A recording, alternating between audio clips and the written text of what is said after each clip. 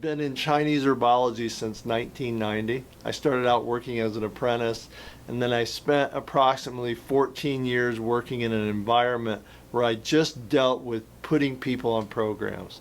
And from the beginning of that, I realized about 2 years into it, when I became more experienced, that everybody had stress issues. And if you included something in their program to deal with stress, they always got better. And it was quite funny at first because no one ever wants to be told they're under stress. Now it's almost like it's like a badge of honor that you're stressed out. But beforehand, everybody felt like they were being cornered about something because you mentioned that stress. They didn't like it. But you come to realize everybody's under stress. And if you look at how Chinese herbology works, if you're under stress, that means your energy's not flowing around the body. Processes aren't working that normally would be working. If you compare that to the Western view of it, how it shuts off your digestion, part of your brain doesn't work, all these different issues, it's the same issue, but it's just explained differently in Western medicine. So in Chinese herbology, it's an interruption of how your qi moves around the body. So if you relieve that, then all your energy moves, all your organs in your brain become in sync, and everything works properly.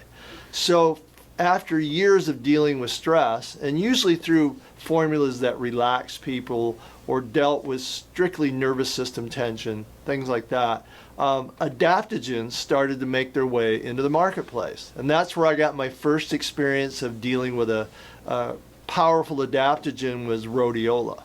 Rhodiola hit the market. Very few people knew exactly how it worked. It wasn't part of traditional Chinese medicine, but I started using it, and I made a formula, an adaptogenic formula for the shop that I was in, and I had tremendous results. In fact, the person I gave it to, who was experiencing chronic fatigue, had gone to see 5 or 6 highly trained specialists in Chinese medicine in the LA area, and didn't receive any benefits from it. And so I just, by chance, gave this person a box of our adaptogenic formula, and within 3 or 4 days, he woke up with energy. His entire system changed. And that started me to want to investigate what was going on with adaptogens. How did this actually work? And that was really the beginning of TianChi. Because a few years later, I was asked to put something together for stress. And I never forget that experience, because literally the way you learn about herbs is by having experiences with the people you give them to. There's only so much you can get out of a book or learn from someone else. You have to have the experience of giving herbs to people thousands of times, and then you start to see patterns, and all these things keep presenting themselves to you. So I got excited about Rhodiola, began experimenting with all different types of adaptogens that were making their way into the market, and then had the opportunity to formulate the first form of what TianChi was. And so I had to sit down, now knowing what I knew about adaptogens and how they work, and I started to look at how the body creates energy, how it loses energy, and you have to work that all into a formula. And so when you look at TianChi, it's not just a bunch of herbs thrown together and they're all the same, which is more of a Western approach to making a formula. In Chinese medicine, you always have the approach of, you have a segment of the formula that's the most important.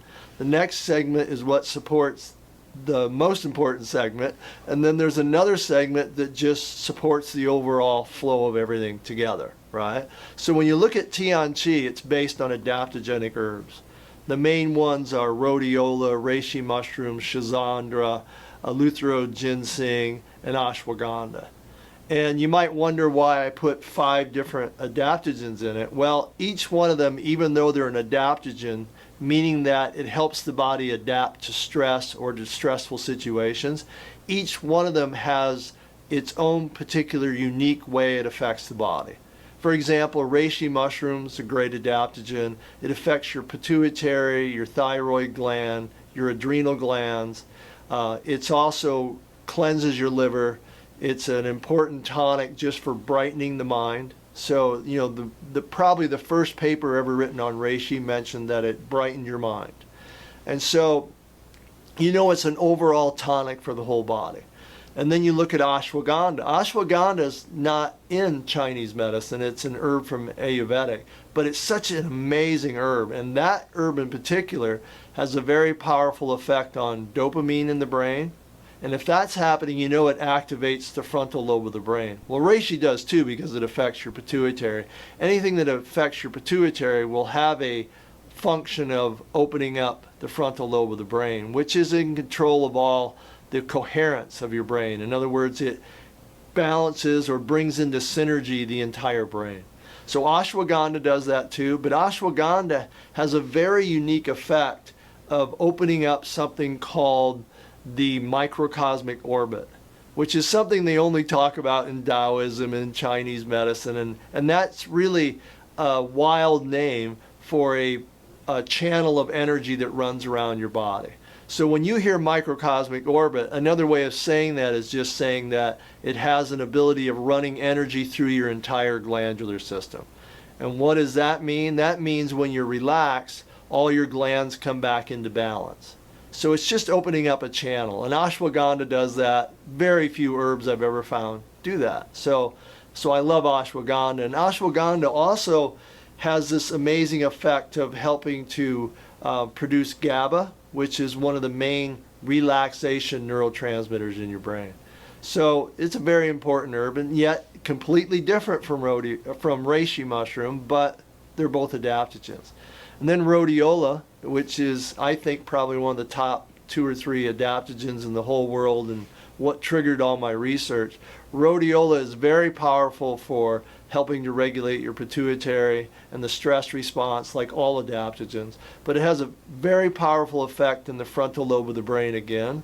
But it's also a powerful antioxidant. It cleanses your liver. It's considered to be a fertility herb, meaning it has a direct effect on your reproductive system. So there's a lot of different aspects also to rhodiola.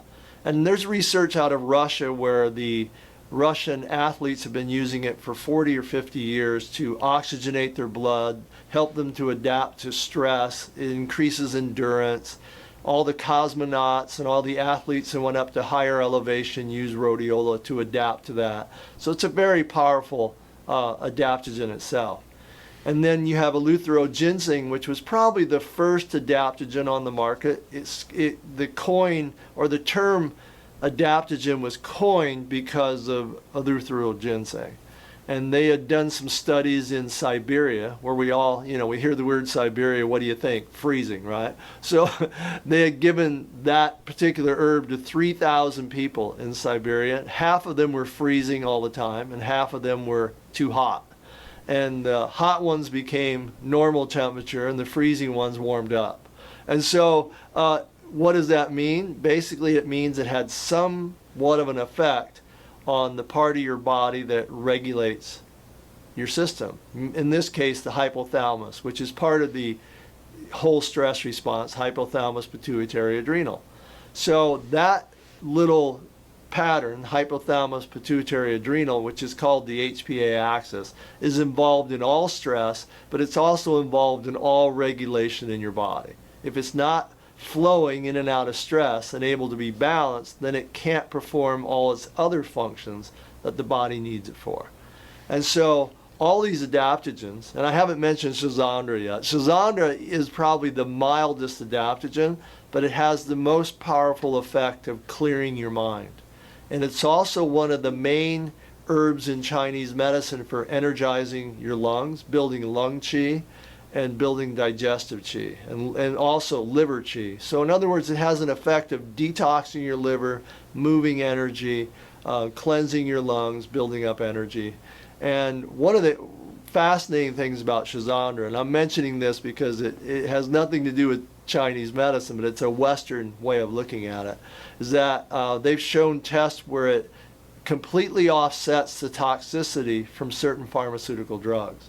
The main one being acetaminophen, which, and a lot of people don't realize this, but acetaminophen is responsible for most liver failure death in this country because it's so widely used, and often people take it with alcohol, which creates a toxic chemical that kills your liver.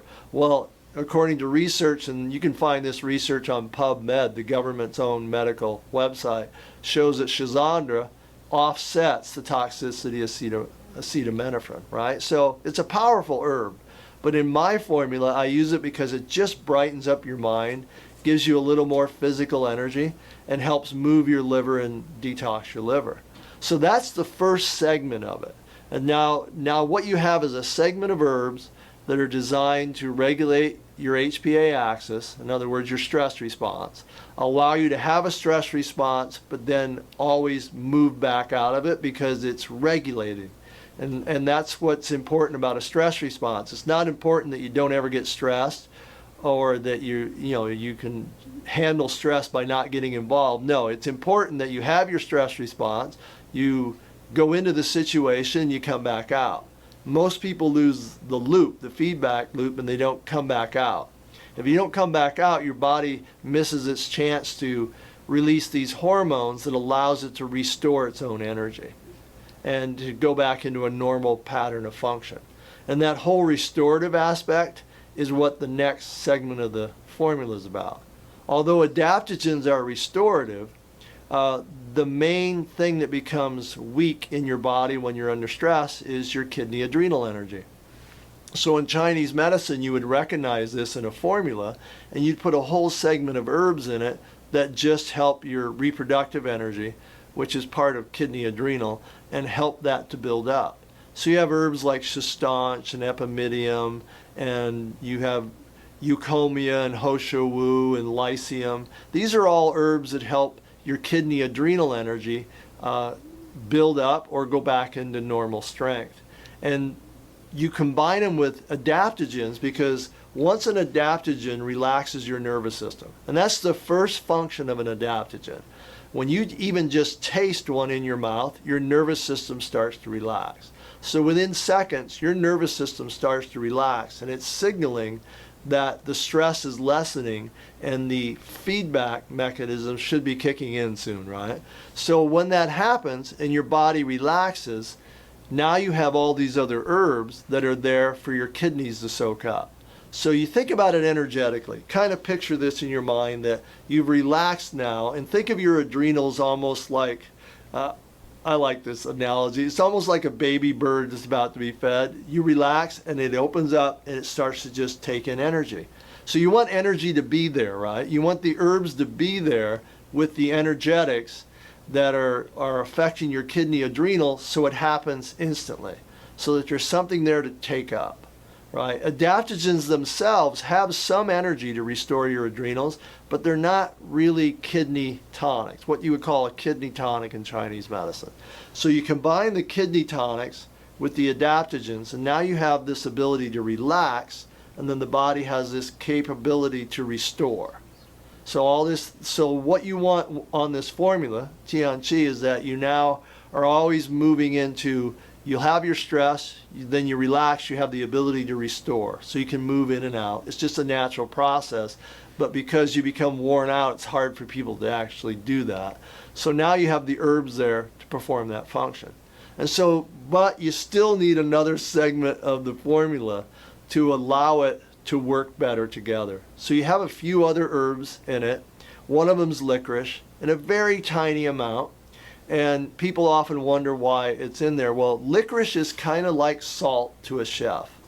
You know, a chef can make an incredible meal of 8 or 9 different things that are just incredible foods. Let's say he's making a stew or a soup. But if he doesn't put a pinch of salt in it, it's just not that good. People won't enjoy it. It just won't seem the same. Your body won't react to it the same because you're not enjoying it as much, right? Well, with licorice, you put a pinch in, and all of a sudden, all the energy of all the different herbs seem to just get along better. They like each other better. They form a consistent, coherent energy field, and it goes into what the Chinese call all your meridians. So every meridian of the body now accepts the energetics of this formula. And then we have an herb in it called albizia flower, because you always want to have a Shen or spirit herb in the formula. And besides that, Reishi Mushrooms a Shen tonic too. Shen is roughly a word that Chinese use for spirit. So you have reishi mushroom, which opens your frontal lobe of your brain. It opens your heart. It's really good for, all your different glands in your body. But albizia flower has this unique ability to just open what they call your heart center. And your heart center has more to do with your mind than brain in Chinese medicine. It has to do with your consciousness. So it opens it up. It makes it easier for you to move into your heart and not be always stressed out, which is what they would call more of a liver tension thing in Chinese medicine.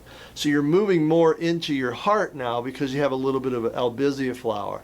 And then there's an herb called Polygala, which is one of my favorites, although it's it's not that much in the formula, right? But there's a channel of energy that runs between your heart and your kidney adrenal. And Polygala is the only herb I know that opens that up. And so you might wonder what that's about. Well, think about it this way. You're connecting your emotional self, your heart, with your kidney adrenal, which is reproductive, sexual energy. It's your power, it's your physical. Your physicality comes from your lower body energy, right? So you're connecting your heart with your physicality, your physical power. So you're more in a position to feel grounded, feel powerful, but be in control through your heart instead of just being stressed out all the time and overreacting and bullying people or being caught up in your own ego. So that's really how the herbal part of the formula is put together. It's about the adaptogens and then about the restoring of the kidney adrenal, which is like the battery pack in your whole body. And then you have this other little bit at the bottom that just opens up certain channels, connects your heart, and allows the whole formula then to be balanced and to flow into your system the way it's supposed to.